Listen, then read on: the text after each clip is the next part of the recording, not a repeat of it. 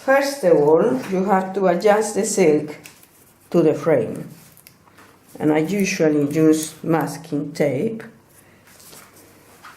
Have to be reinforcing the masking tape because the masking tape also lose the grip. So we can go ahead. Oh, the tea.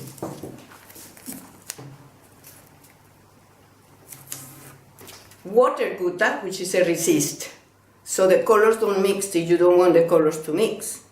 Or you can use solvent gutta. Solvent gutta is like the gutta percha that is used in dentistry. It comes from the sap of the tree. And that doesn't allow the colors to mix. But that requires a solvent. So when you finish your work and you fix it, you put it under that solvent to get the plasticky effect from, and the piece is perfect. With water gutta, it's much easier, it's more environmental. Then what you use is you have a resist, I will show you in a minute, that you mix with the color, and then you can draw. There are ways of applying the paint and also the resist. It depends on what you want, so that's left to the individual. Then you use a pipette. This is, for example, the water gutta with black. And this has a tip. This is like a pencil to draw. You can draw any pattern you want. And then you can put color, or vice versa. You can put the color that acts very much like watercolor. You use water to dissolve or to create shade or light if you want to. And then you can draw on top. Or you can draw and then apply the color. So what I will do here, I have some colors in a way mixed with water to make the scenes quicker. And I have other colors. These are all mixed with the resist, like a paste. And when this one doesn't need very much diluting because it's just almost ready to apply. But what you do is you just mix the color with it. Obviously, the lighter you want the line, the less you put. But it's better to have a good kind of a strength, otherwise this wouldn't work. You mix the colors the same as you use primary colors, blue, red, and yellow. And then you can get any shade you like. So let's try to use some of the lighter colors. So I can use other darker afterwards. This is a random, I mean, this is normally.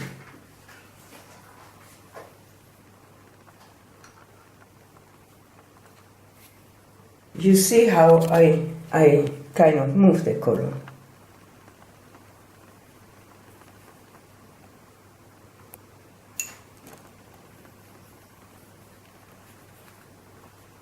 So you produce these beautiful shades.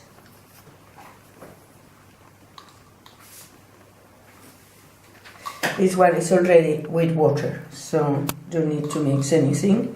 But I could create mixtures by putting it all together.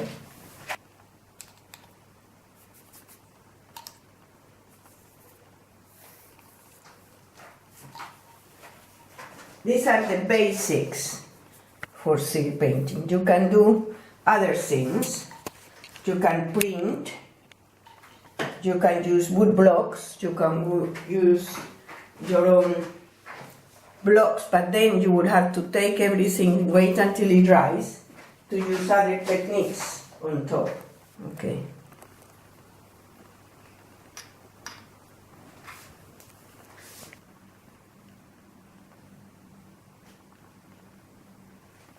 And then later I will mix up the colors and you will see what you can get.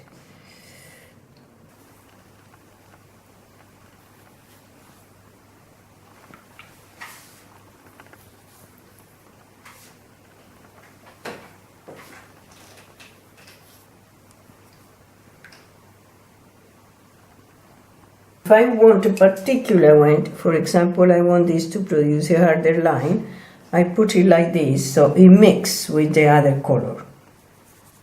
or I could move it like this and then mix up with this. You can see the little lines that it creates here. So water is just like watercolor, but it is interesting in the way that with watercolor you cannot experiment too much because the watercolor gets gray and the piece doesn't look interesting. With silk you can change, so it gives you security, it makes you feel confident. If I want the color to move more, I leave it for a while, wet. But if I want it to be as it is now, I will dry it and then I do draw over the top.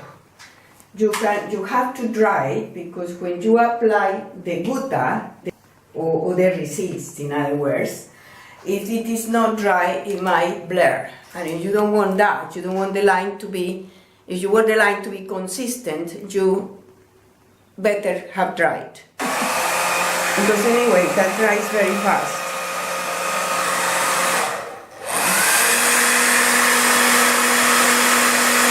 You will see how it dries.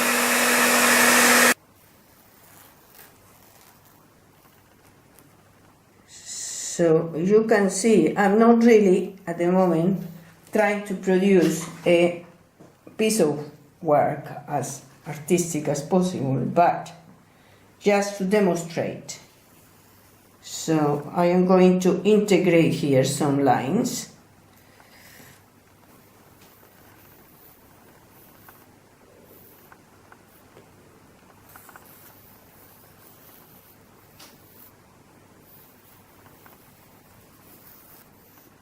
You have to be very quick and you have to be not too hard, not too soft.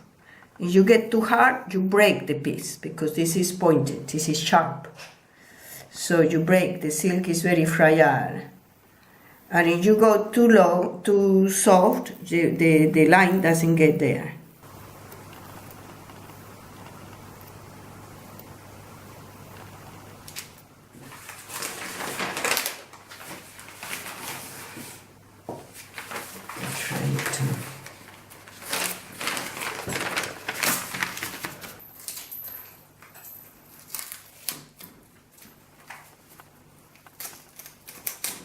You could either put this, fold it in a wrapped paper and put it to steam, so to fix the colors for 2.5 hours, just like it as it is. If you want to leave the piece like that. And then when you take it out, you wash it with soap water, ideally washing up liquid, because it doesn't have any detergent. So it wouldn't remove the color. Or faded, not dry, remove. The colors are fixed, but faded color. And then you can iron it wet and you get what you can see. But in this case, I am going to try another technique. I'm going to combine the three and see how it works. And as I said, this is the resist, this one, with red, again at the bone one.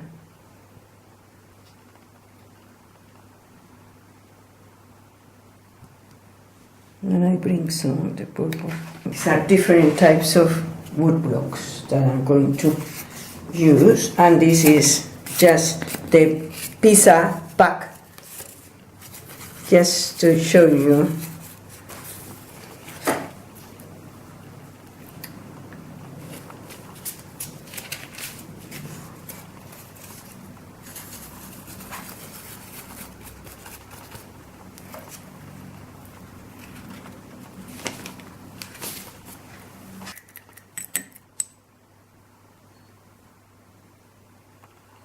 That's better.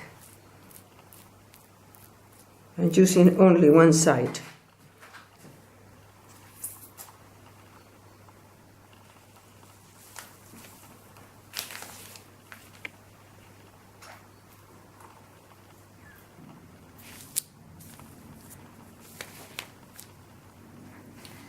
And I'm going to use another one, and that will be the end of it.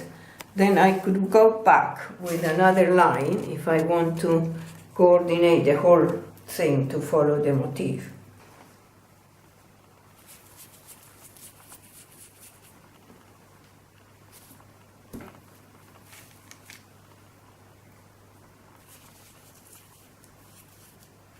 This is just to give you an idea how I do work, but obviously I do many other things.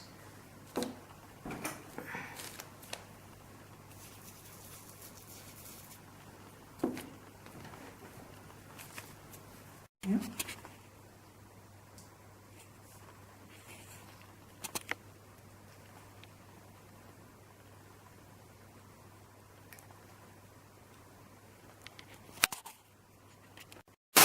But these are pieces that I keep of previous collections.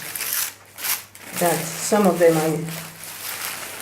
this is a lovely piece. You see, I can put several.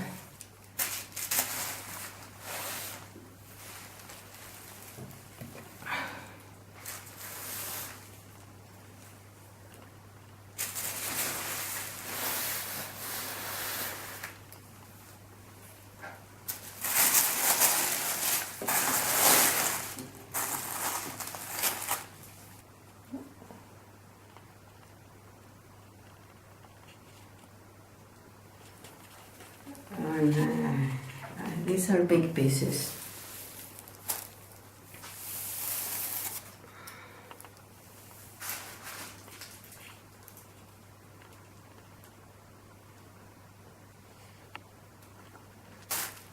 This is chiffon. This is a different material. See, it's quite difficult to see the transparency on this.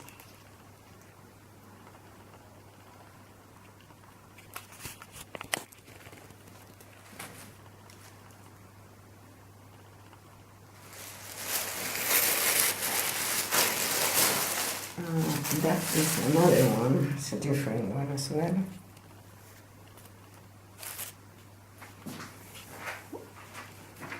My work is generally inspired by the nature, by the experiences of life. Traveling, going to a museum, listening to a poem, walking in the road, all are things that inspire me to do the work. I have been doing art for a very long time. I have done ceramics, silk, obviously, glass fusion, and sculpture. I like the working in 3D as I like two-dimensional, and I have a wonderful love for color. And the tropics were probably influenced my work.